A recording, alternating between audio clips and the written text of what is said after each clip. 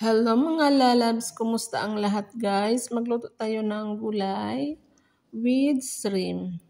Dahil puro Pinoy foods ang nakikita ko sa reels, kaya ayan, namiss ko tuloy magulay guys. Ayan, igigisa ko muna yung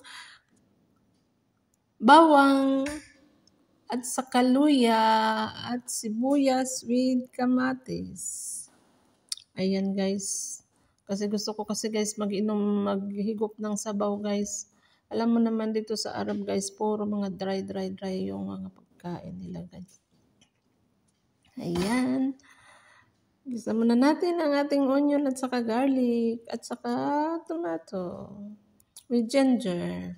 Ayan guys, nilagay na natin yung shrimp natin. Siyempre guys, lagay na natin lahat yung pampalasa natin. Anong gusto natin pampalasa dyan guys. Kaso sa akin guys, dahil mataas ang BP ko, ayan, konting ano lang guys, konting asin lang. Bas, ang importante guys ay may sabaw. Ayan ang gulay natin guys. Buti guys, nakabili ako ng gulay sa labas guys. Kasi wala dito ang amo ko, kaya ayan, may chance akong magluto ng ganyan. Kasi pag nandito kasi, sayang magdoble-doble yung luto guys. Ayan, pakuluan lang natin yan guys. Tapos, pagkatapos nyan, ilagay natin ang ating gulay. Siyempre, lagyan natin ng sili. Para may kunting lasa-lasa guys. Ayan, gusto ko kasi ng ulo ng isda guys, kaso walang ulo ng isda. At ayan, ilagay na natin ang ating alagbati. Guys, ako lang kakain yan lahat. Siyempre, pang 2 araw na yan. Ayan guys, pang 2 araw na luto yan guys.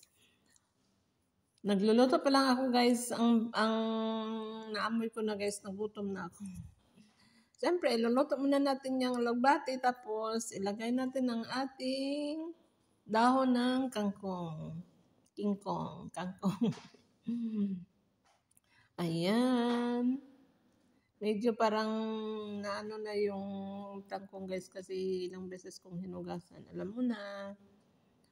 Ayan. Tapos niyan, pakulo-kulo lang natin guys, hanggang maluto yung gulay nyo. Ayan, yummy. Amoy pa lang ng gulay guys. Nakakagutom na. Ayan, tikman natin. Ang sarap. Yummy. Namiss ko lang talaga guys mag-ano ng sabaw guys. Yung normal na gulay ba. Ayan, thanks for watching mga lalabs. Bye!